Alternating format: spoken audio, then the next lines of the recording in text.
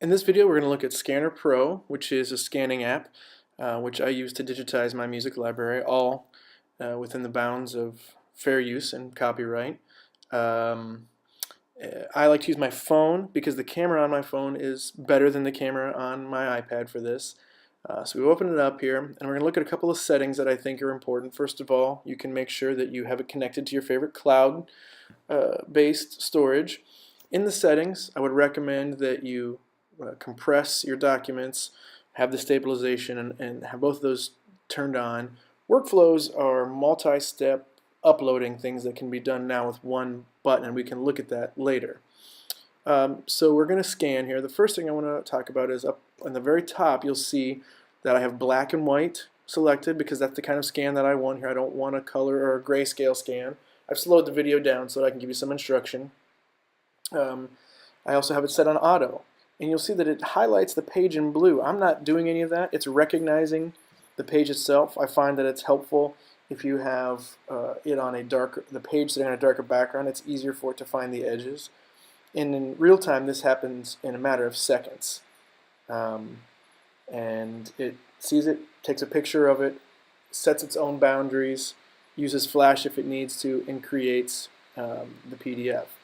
You then just take that page out, go to the next one, and it takes another picture. And it's going to make this all one document. So if you have 50 pages of parts, it will make it one document with 50 pages. And so it's infinitely faster than trying to get your copier to shrink it to the right size or not cut off the bottom line. Here you scan it, and then when you print it, you tell it to fit to page, and it'll shrink it down automatically. Again, within the bounds of copyright is why we would use this, not to violate copyright in any way, shape, or form. So once we've scanned our pages, you can see like this page, it's a little bit misaligned. And you think, well, it took a bad picture, that's why I don't want to do this. Well, it's really simple.